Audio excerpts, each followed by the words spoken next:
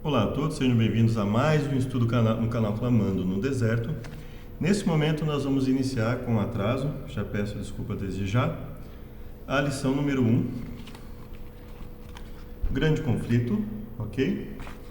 A lição número 1, a guerra por trás de todas as guerras, e logo mais iniciamos com uma oração e que Deus os abençoe.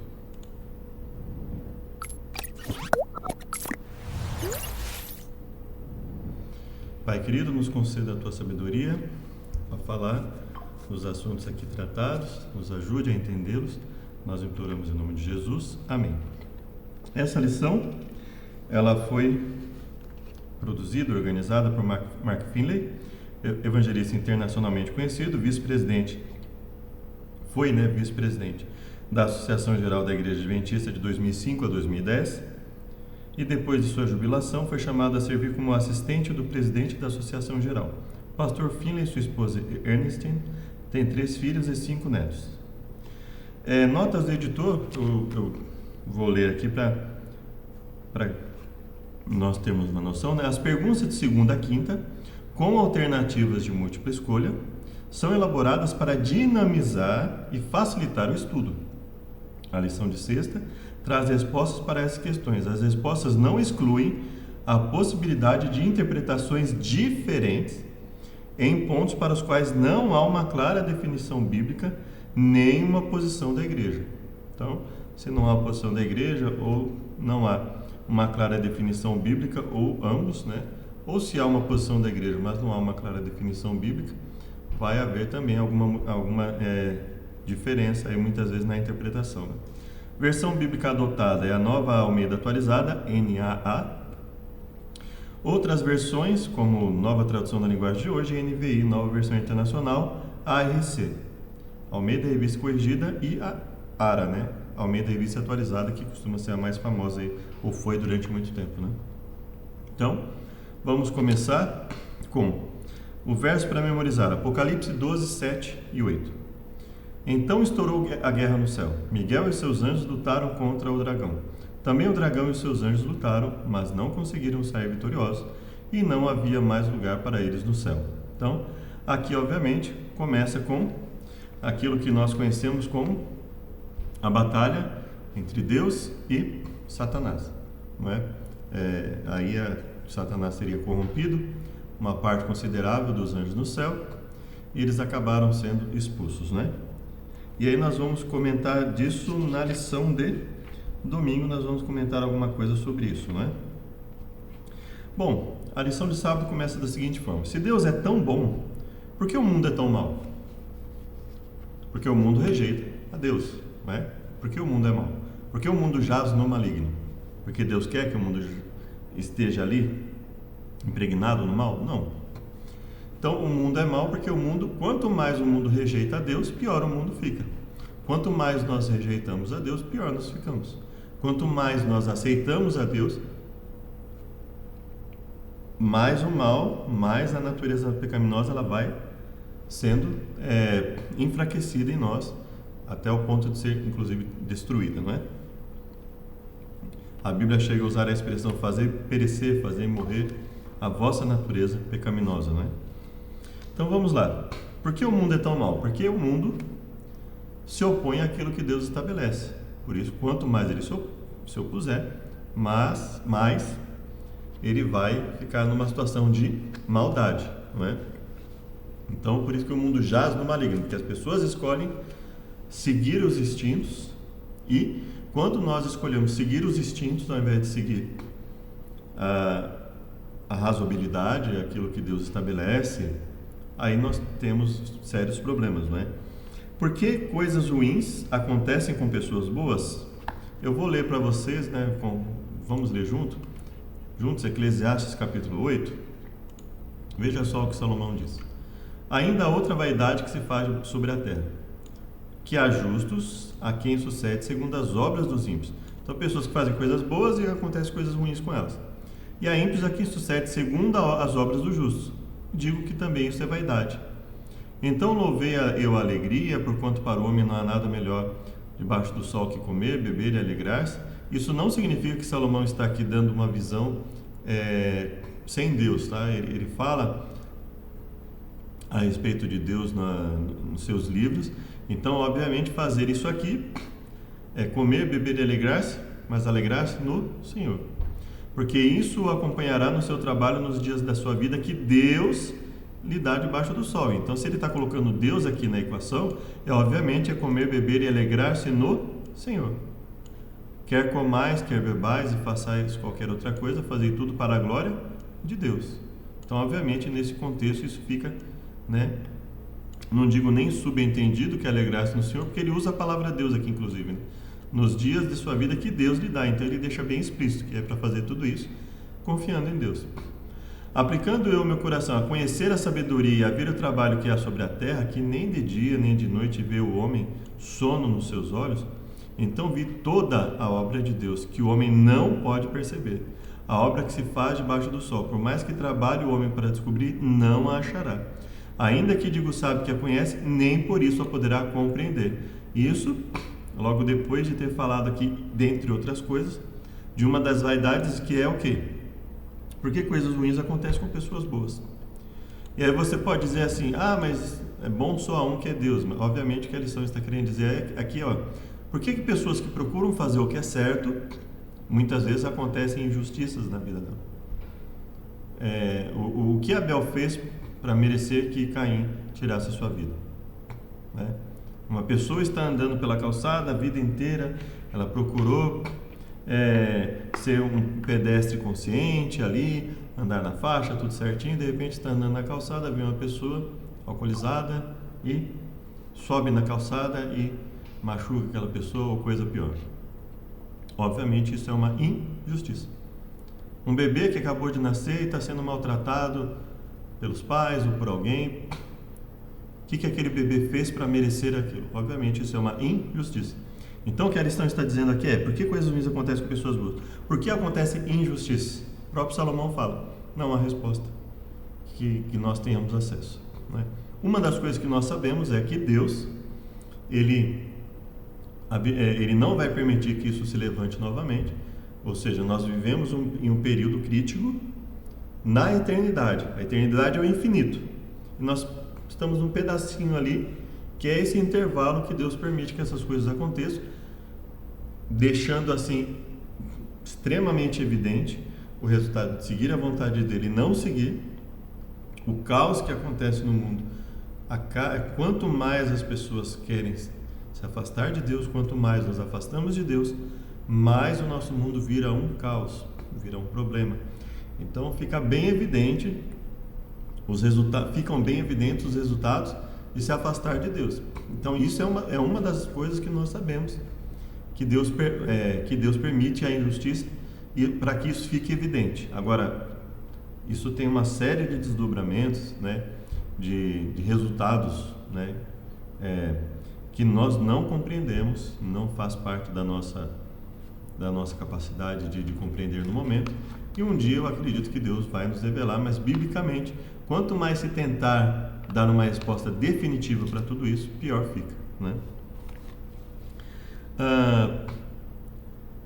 Na lição desta semana examinaremos o longo conflito entre o bem e o mal, partindo da rebelião de Lúcifer no céu.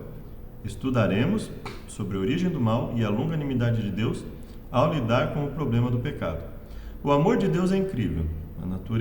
Sua natureza é amor. Todas as suas ações são de amor. O amor não pode ser forçado, coagido ou imposto como lei. Mas veja, lei já dá a ideia de imposição. É óbvio que não estamos falando inicialmente de uma imposição física, mas é uma imposição no sentido de consequências. Olha, se você fizer isso, o resultado é esse. Se você não fizer, Adão e Eva. Foi imposto para eles que não comessem a árvore do bem e do mal. Em que aspecto? Se no dia em que comer, certamente morrerás. E eles não morreram no sentido de perecerem naquele momento, mas eles se tornaram mortais. Como? Por imposição. O que Deus falou? Agora que o homem é como um de nós, o ser humano é como um de nós, conhecendo bem e o mal, para que não come e vive eternamente, o que aconteceu? Ele foi expulso do jardim do Éden. Foi imposta uma condição, e aí nós podemos até conversar do aspecto de misericórdia dessa atitude, mas foi imposto. Foi imposto que ele não continuasse tendo acesso à árvore da vida. ok? Então, e existe uma série de coisas que acontecem na Bíblia, né? Moisés não pôde ficar ali na terra prometida, ele só pôde olhar. Foi imposto a ele que ele não continuasse. Então existem uma série de imposições na Bíblia. Então nós temos que tomar um certo cuidado ao raciocinar dessa forma, porque a lei em si, ela é um limitador, e ela só serve como limitador se ela tiver algum poder de coerção, algum poder de imposição. Se não houver nenhum poder, a lei simplesmente não vai ter utilidade, não é? Então nós temos que tomar cuidado. Assim, muitas vezes nós lemos o termo a Deus é amor, e aí nós começamos a especular da nossa cabeça qual é o conceito de amor. Isso é muito complicado. A definição de amor tem que ser feita de acordo com a Bíblia. E biblicamente, resumidamente falando aqui, nós temos que amor é o conjunto de misericórdia e justiça. Isso é o amor de Deus. Não só justiça, não só misericórdia. Então, quando nós entendemos dentro da Bíblia o que é amor, nós evitamos muitas especulações prejudiciais, né? Só amor desperta amor, desejado a todas as nações. Negar o poder da escolha é destruir a capacidade de amar. E destruir a capacidade de amar é erradicar a possibilidade de ser feliz. Deus ganha a nossa lealdade por meio de seu amor. Ele lida com o grande conflito entre o bem e o mal, de tal forma que o pecado nunca mais surgirá no universo. O propósito divino é demonstrar diante do universo que o Senhor sempre agiu visando o bem de suas criaturas. Então vamos lá? Essa lição está baseada nos capítulos 29 e 30 do grande conflito, que você pode ler aí durante a semana na sua casa, não é? Guerra no céu. Leia Apocalipse 12, 7 a 9. O que essa passagem revela sobre a liberdade existente no céu e a origem do mal? Quando Lúcifer se rebelou, de que maneira Deus poderia ter reagido? As maneiras como Deus poderia ter reagido, ela fica aí aberta a uma série de especulações, né? Agora vamos lá em Apocalipse 12. Bom, vamos ver o contexto aqui de Apocalipse 12. A mulher vestida de sol, a lua debaixo dos pés, grávida com dores de parto, né? Um grande dragão vermelho. Sua cauda levou após si a terça parte das estrelas do céu. A mulher deu à luz um filho que há de reger as nações, fugiu para o deserto para que fosse alimentado durante 1260 dias. E aí, dentro desse contexto em que o dragão queria destruir o filho da mulher, ela é protegida, alimentada, e aí aí nós temos aqui a entrada do verso 7. Houve batalha no céu. Miguel e seus anjos batalhavam contra o dragão, e batalhava o dragão e seus anjos. Então aqui no verso 7 nós já vemos o primeiro ponto, né?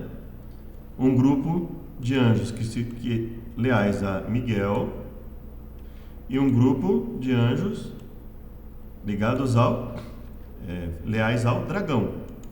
Esse dragão, nós percebemos que ele é o quê? Ele é inimigo de Deus, né? Veja, essa mulher vestida, grávida, com dores essa mulher deu à luz um filho que há de reger as nações. Seu filho foi arrebatado para Deus. Então fica evidente aqui o quê? A mulher e o filho são protegidos por Deus, né? Estão no contexto de pessoas que são leais a Deus, que querem fazer a vontade de Deus, né? E portanto o dragão é aquele que se opõe a Deus. Miguel e seus anjos, ou seja, o Miguel e os anjos que são leais a Deus, batalhavam contra o dragão, e batalhavam o dragão e seus anjos, ou seja, anjos que são leais ao dragão, então que se opuseram a Deus. Então, um conflito cósmico. Mas não prevaleceram. Quem não prevaleceu? Não prevaleceram, nem mais o seu lugar se achou nos céus.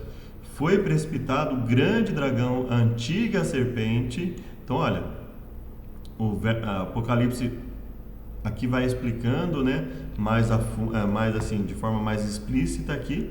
Esse grande dragão é a antiga serpente lá no passado. Ou seja, foi ele que usou a serpente lá no passado, chamada Diabo, Satanás, adversário, que engana todo o mundo. Foi precipitado na terra e os seus anjos foram lançados com ele. Então veja, Houve batalha, não prevaleceram, não se achou seu lugar nos céus, foi precipitado na terra, né? Ou seja, foi uma guerra, assim, ele quis, Satanás, o que dá a entender aqui é que Satanás queria dominar pela força algo que ele não tinha direito.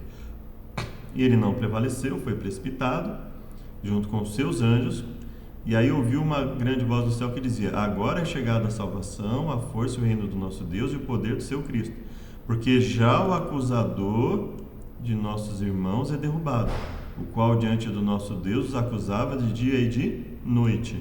Então veja, ela aponta que esse que caiu é o acusador, e aí nós temos que entender o aspecto do que é esse acusador aqui, né? Muitas pessoas têm uma noção muito diferente, vamos dizer assim, do que é um acusador, né? Acusador dos irmãos, o qual diante do nosso Deus os acusava de dia e de noite.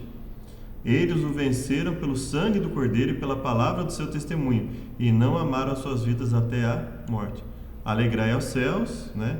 O diabo desceu e ai dos que habitam, alegrai aos céus e ai dos que habitam na terra e no mar, porque o diabo desceu até vós e tem grande ira, sabendo que tem pouco tempo.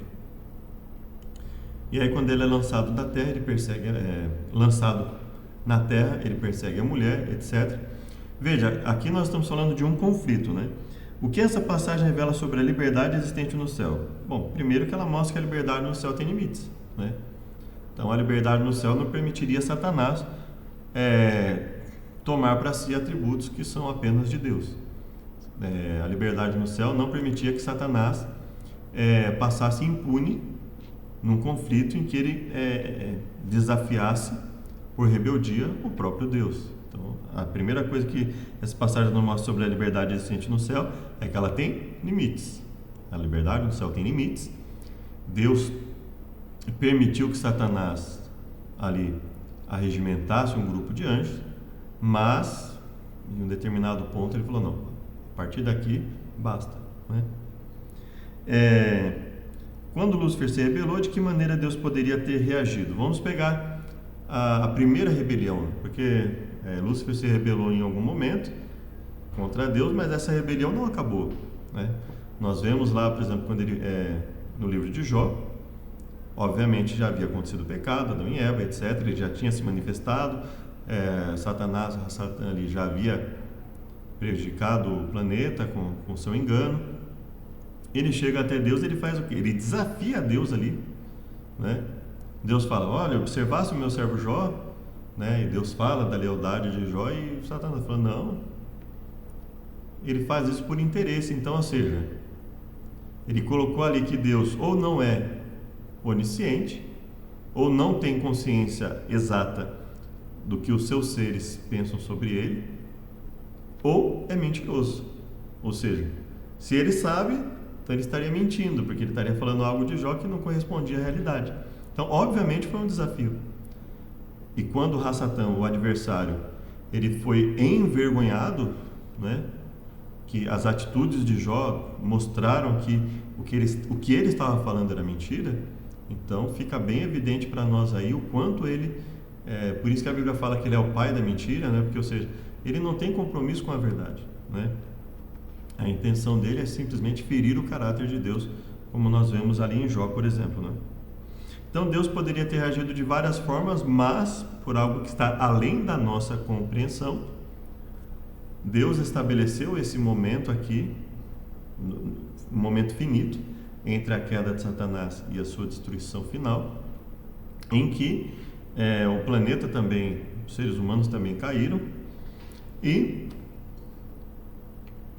Deus permitiu isso para mostrar os resultados da destruição, os resultados de destruição da rebeldia, tanto dos seres angelicais, seres humanos, ou seja, quando um grupo de seres, ou um ser que seja, a Bíblia fala que um só pecador destrói muitos justos, né? Então, ou seja, basta que uma pessoa resolva fazer o que é mal, provavelmente ela vai e resolve se rebelar contra Deus, ela vai usar de meios desonestos, ela vai usar de meios desleais, e obviamente ela vai prejudicar muitos outros seres. Então esse é o grande problema. Então esse é um dos motivos que Deus permitiu, né, para que ficasse bem evidente a diferença de cada um e o motivo que já estava na mente de cada um que pensasse logicamente, né, em relação a muitos mandamentos, já perceberia ali na mente o prejuízo daquilo, e Deus foi mais além, Ele permitiu que se verificasse na prática o resultado disso, o quanto isso é prejudicial, ou seja, não há desculpa para ninguém, né? Então, esse ato de amor de Deus, ele envolve justiça e misericórdia, né? E a gente percebe aí que toda essa condição que acontece conosco é o resultado de tudo isso, e eu creio que cada ser humano que percebe as injustiças que ocorrem no mundo, em algum momento vai parar e pensar assim: olha, realmente, se houvesse uma forma padronizada de norma, né, e houvesse uma capacidade de estabelecer isso com precisão, não haveria injustiça, isso seria uma maravilha, né? Então, e é isso que Deus promete na Bíblia, né? Ele fala, olha, eu tenho inteligência para... Deus falando, né? Ele fala que ele tem inteligência para isso, ele tem capacidade para impedir que o mal se levante, ele tem inteligência para manter isso pela eternidade, para manter um mundo onde habita a verdadeira justiça. Então isso é muito interessante, né? E muito maravilhoso também. O Apocalipse descreve um conflito cósmico entre o bem e o mal. Satanás e seus anjos guerrearam contra Cristo. Parece extremamente estranho uma guerra surgir num lugar tão perfeito. Por que isso aconteceu? Um Deus amoroso criou um anjo demoníaco? Havia algum defeito fatal nesse anjo que o levou a se rebelar? A Bíblia explica a origem do mal. Assim, ela explica em partes, né? Ela explica até onde Deus permite que nós saibamos, né? Toda a complexidade disso também está fora do nosso alcance, né? Um dia, quem sabe, na eternidade nós vamos saber, mas assim, em parte a Bíblia realmente ela comenta, né? Ela dá alguns vislumbres, né? Compare Ezequiel 28, 12 a 15 com Isaías 14, 12 a 14. Então vamos lá, Ezequiel 28, 12 a 15 e Isaías 14, 12 a 14. O que passou na mente desse ser angélico chamado Lúcifer que o levou à rebelião? Comentário, deixa eu só falar o comentário primeiro, depois nós vamos para a passagem bíblica que eu vou tratar algumas coisas, né? Deus não criou um diabo, Deus não criou um adversário, Deus não criou um ser maléfico, ok? Deus não criou um ser que com a intenção de que esse ser se rebelasse, prejudicasse o mundo, causasse destruição e nada disso. Ele criou um ser de brilho deslumbrante chamado Lúcifer. Esse ser angélico nós não vamos entrar nos detalhes aqui, tá? Esse ser angélico foi criado, pelo menos não dos comentários em si, né? Fazia parte de sua perfeição a liberdade de escolha, um princípio fundamental do governo de Deus, que opera pelo amor, não pela coerção. O pecado originou-se com Lúcifer no próprio céu. Não há explicação lógica da razão pela qual esse anjo perfeito permitiu que o orgulho e o ciúme criassem raízes em seu coração e se desenvolvessem em rebelião contra o seu Criador. Aí houve a guerra. Embora Deus tenha sido paciente com Lúcifer, não podia permitir que ele arruinasse o céu com sua rebelião. Os concílios celestiais insistiram com Lúcifer. O Filho de Deus lhe apresentava a grandeza, a bondade e a justiça do Criador, bem como a natureza sagrada e imutável de sua lei. Deus mesmo havia estabelecido a ordem do céu, e afastando-se dela, Lúcifer desonraria seu Criador, trazendo sobre si a ruína. Não só sobre ele, né, mas sobre todos os outros seres, né? Porque, obviamente, quando você está propenso ao mal, as possibilidades de destruição são imensas, né, em muitas coisas. No entanto, a advertência feita com amor e misericórdia infinitos apenas despertou o espírito de resistência. Vamos lá para Ezequiel e Isaías. Então vamos lá, vamos ver o contexto da história, tá? Ezequiel 28, verso 12 a 15. Veio a mim a palavra do Senhor dizendo, aqui, olha aqui, Ezequiel, tá? Veio a palavra do Senhor a Ezequiel dizendo: Filho do homem, dize ao príncipe de Tiro, assim diz o Senhor Deus. Tá? Então aqui, os versos 12 a 15 estão falando sobre quem? sobre o rei de Tiro, ou príncipe de Tiro. Porquanto teu coração se elevou e dissesse: eu sou Deus, sobre a cadeira de Deus me assento, no meio dos mares, e não passas de homem, e não és Deus, ainda que estimas o teu coração como se for o coração de Deus. Então veja que o palavreado aqui é muito parecido com o palavreado que nós vamos ver lá, tá bom? Vamos ver aqui.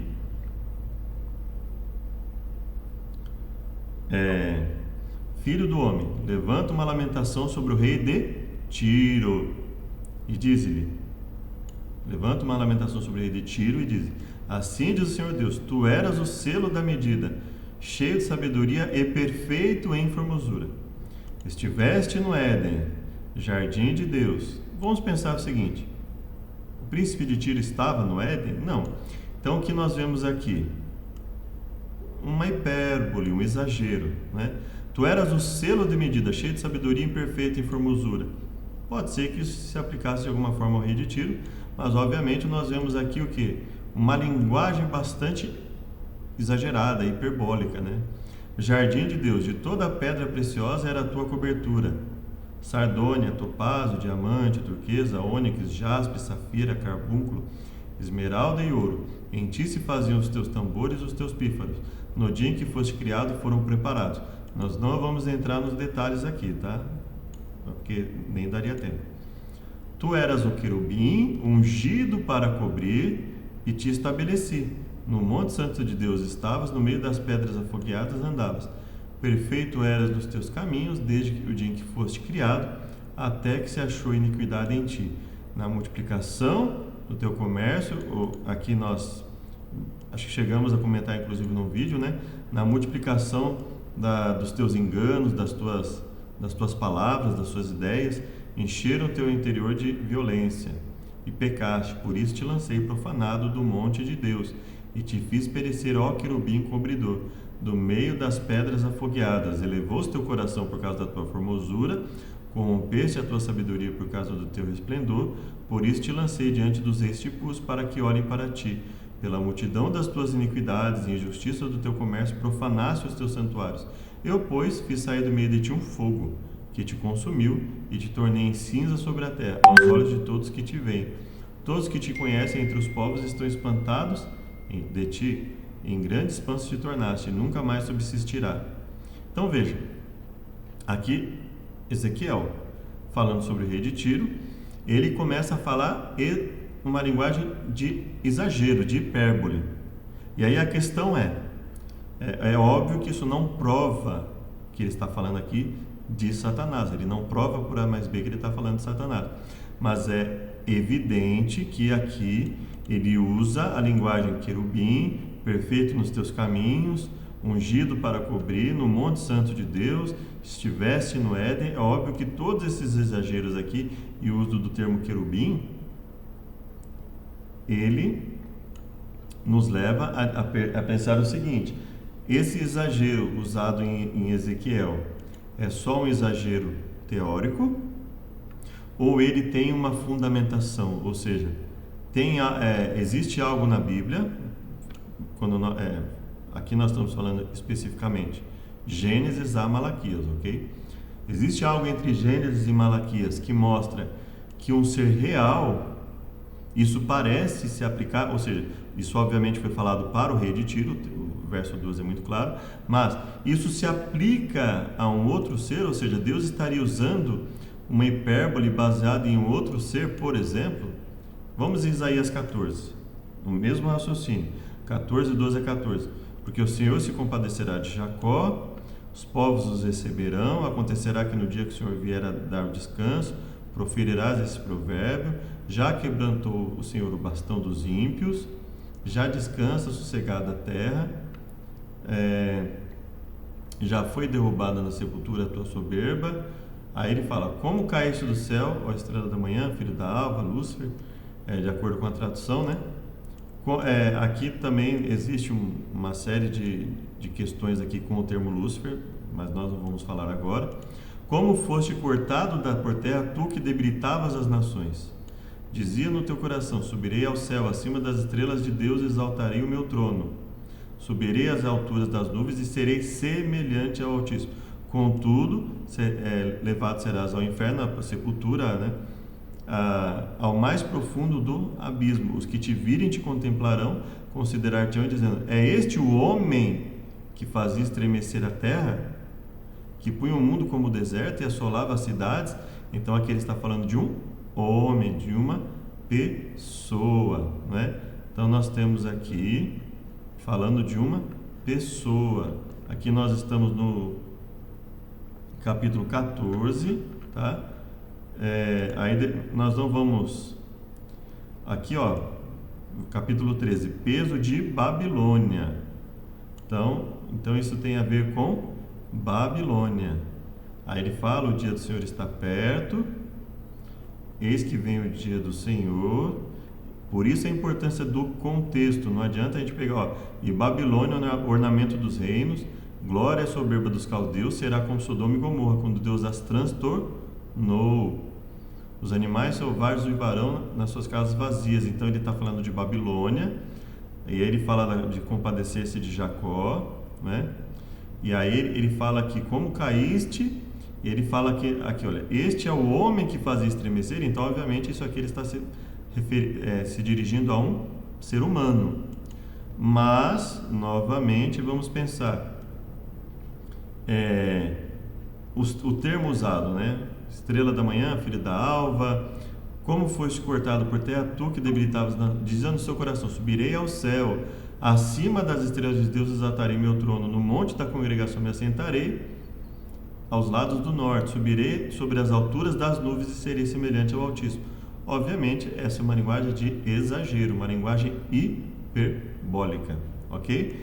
E aí quando nós vamos lá em Jó, e obviamente que quando nós olhamos isso, é muito difícil dizer que isso é uma coincidência, né?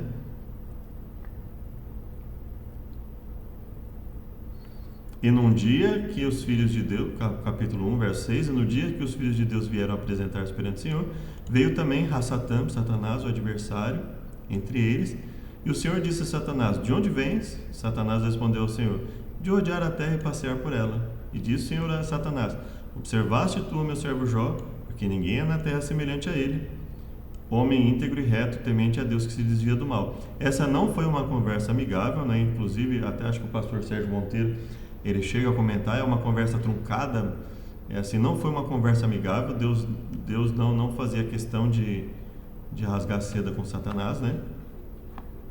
E respondeu Satanás ao Senhor: porventura teme a Jó a Deus de balde?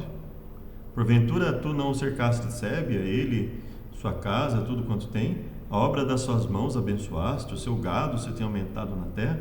Mas estende a tua mão, toca-lhe em tudo quanto tem, e verás se não blasfema contra ti na tua face.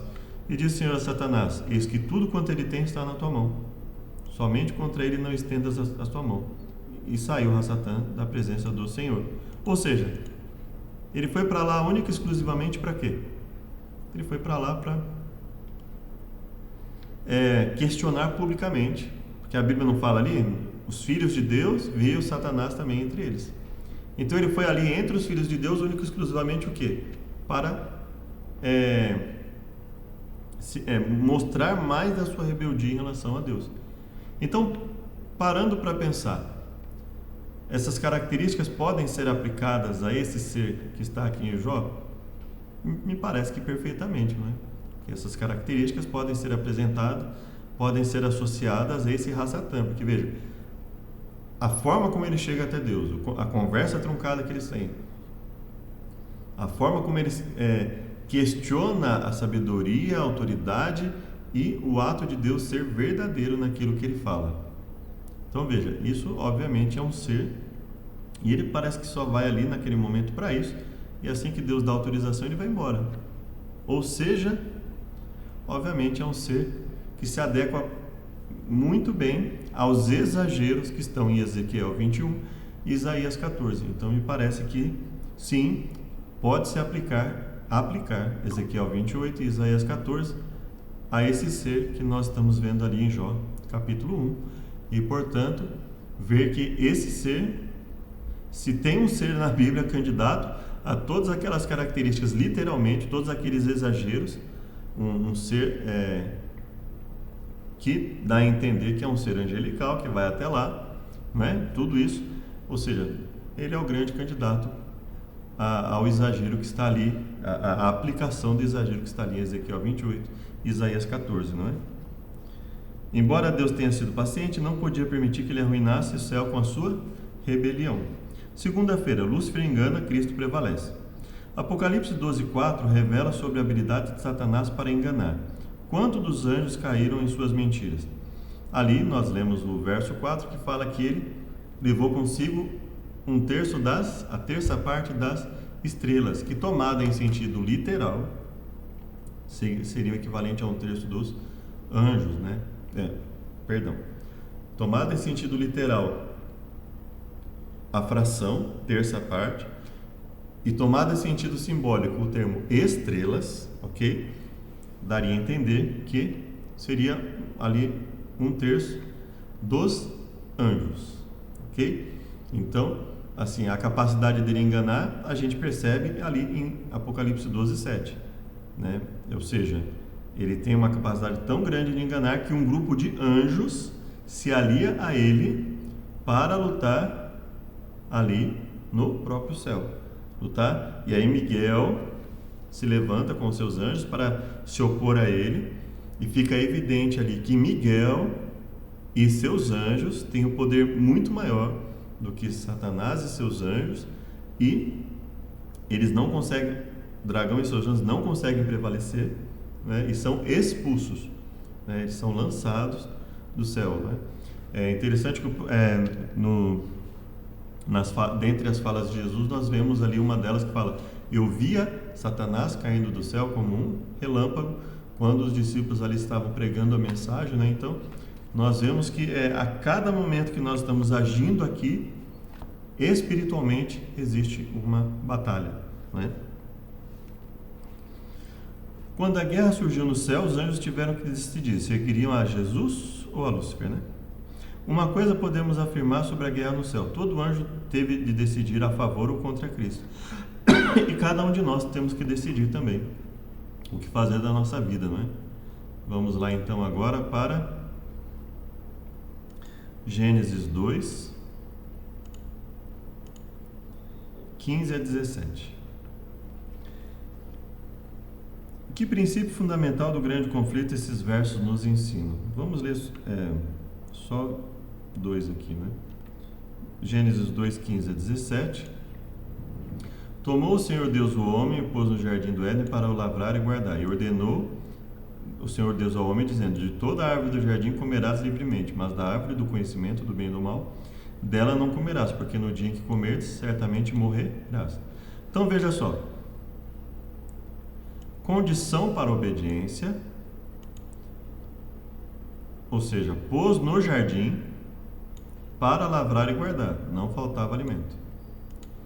Aí isso fica mais evidente, ou seja, não faltava alimento, ou seja, ele deu condição para o homem trabalhar, lavrar e guardar o jardim, capacidade mental, capacidade física.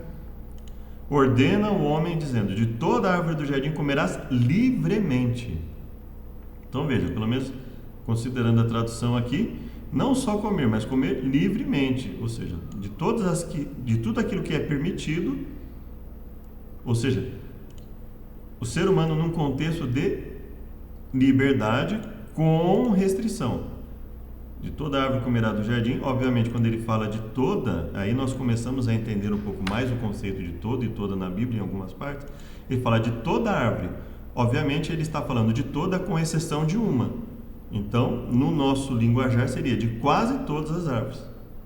Então ele fala de toda árvore permitida, ou seja, de quase todas as árvores, de toda árvore permitida, você pode comer livremente. Só uma, da árvore do conhecimento do bem e do mal, não comerá, porque no dia que dela comer, certamente morrerás.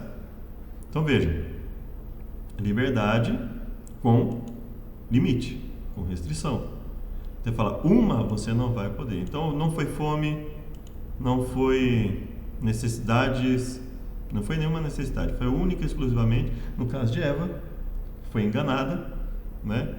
Caiu ali na conversa de Satanás, de que, certamente não morrereis, porque Deus sabe que do dia que comer, etc., se abrirão seus olhos e sereis como Deus, conhecedores do bem e do mal. Então veja, ela foi enganada, ela acreditou que não haveria consequência, Adão não foi enganado, mas preferiu comer. Então veja, o que nós vemos aqui?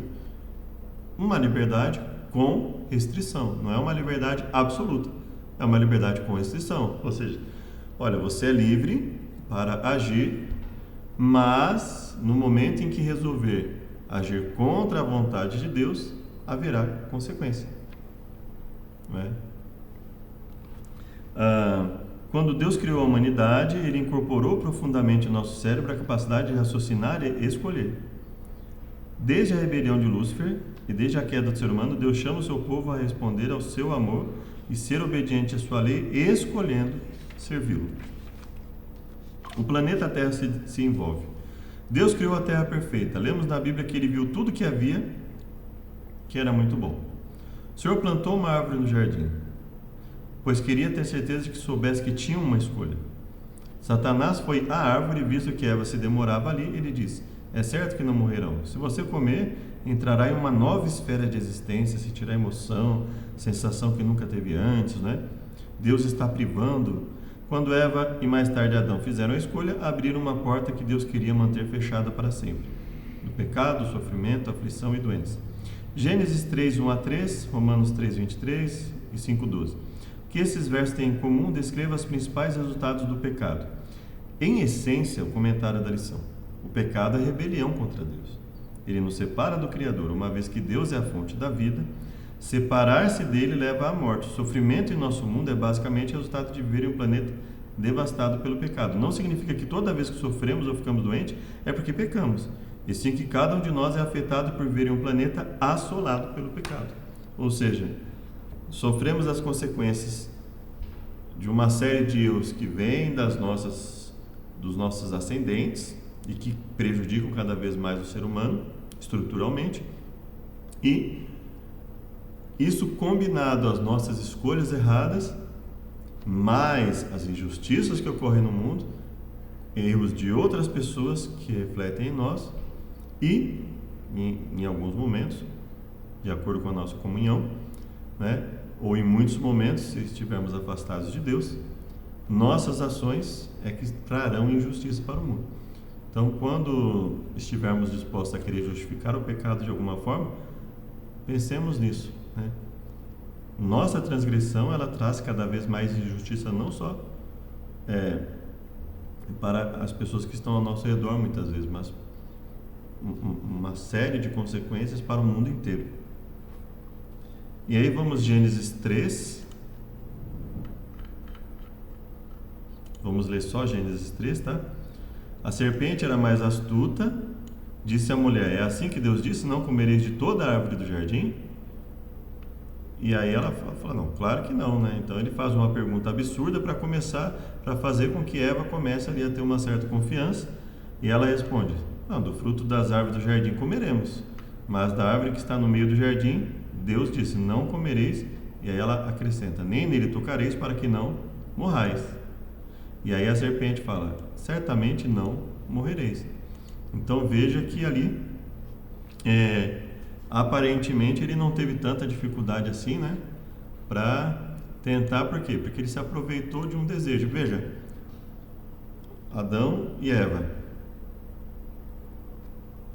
acima de tudo que existia no planeta, né? Deus disse para eles o quê? Quando ele criou, né? Olha o que ele fala aqui, olha que interessante, né?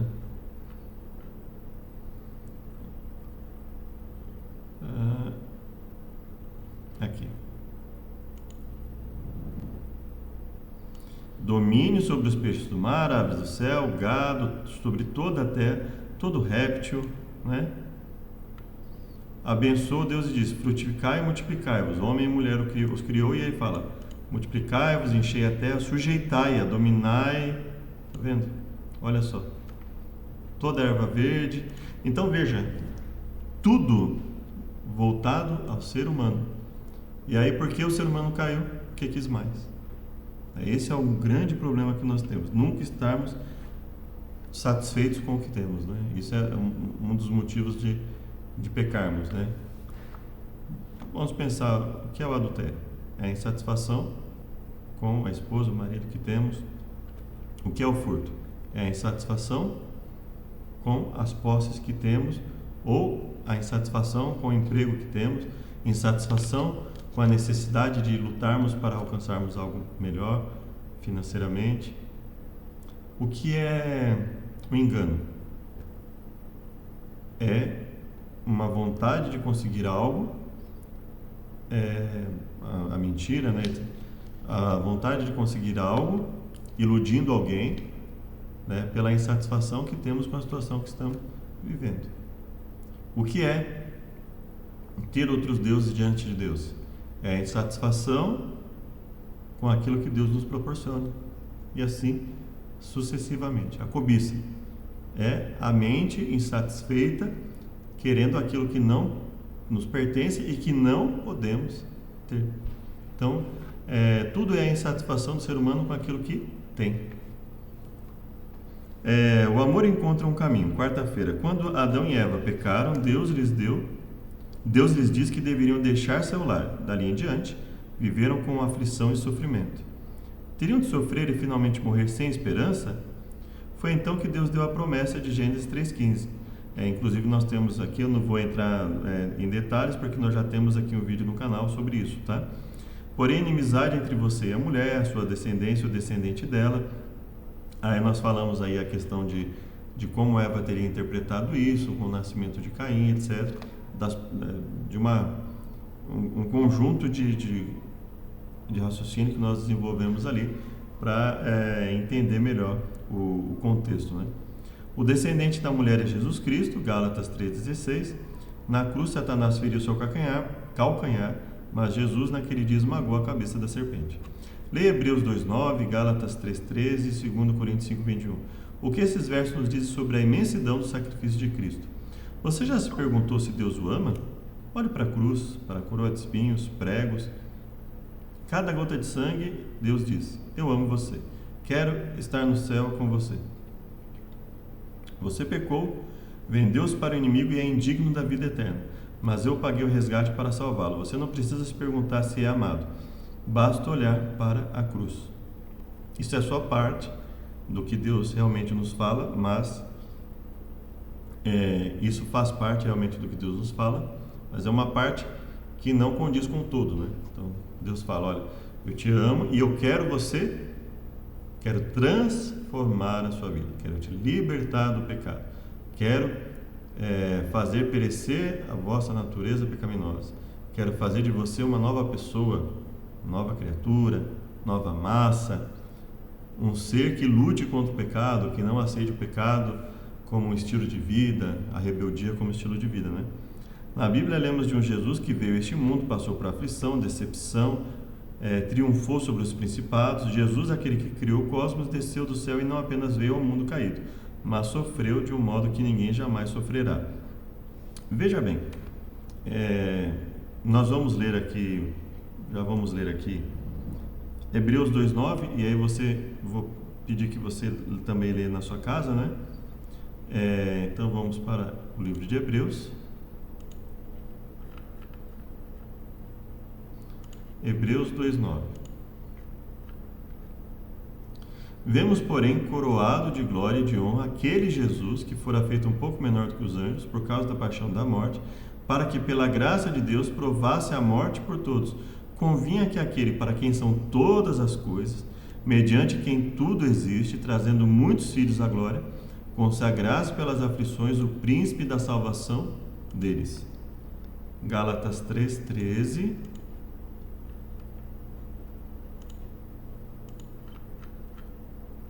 Cristo nos resgatou da maldição da lei, fazendo-se maldição por nós.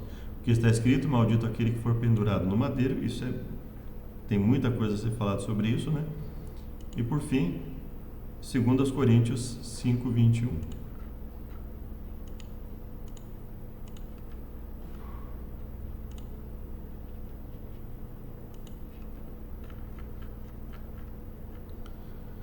Aquele que não conheceu o pecado, fez pecado por nós, para que nele fôssemos feitos justiça em Deus. Agora pense comigo, Deus ama a todos, mas aqueles que vão se perder, Deus não ama?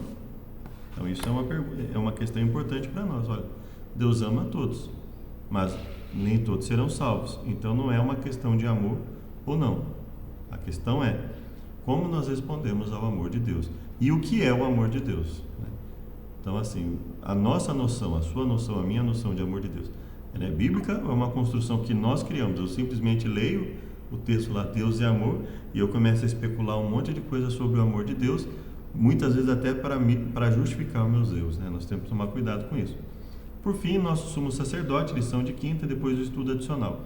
Hebreus 4, 15, 16, 7 e 25. Como esses versos nos dão segurança em um mundo de tentação. Lemos que ele foi tentado em todas as coisas, à nossa semelhança, mas sem pecado. Então, ou seja, ele venceu, ele conseguiu oferecer um sacrifício perfeito, nos oferecer a redenção.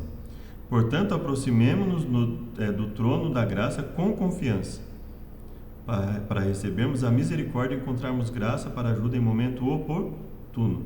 Jesus nos apresenta diante do universo revestido de sua justiça. Em Cristo não há condenação pelos pecados do nosso passado, desde que haja arrependimento.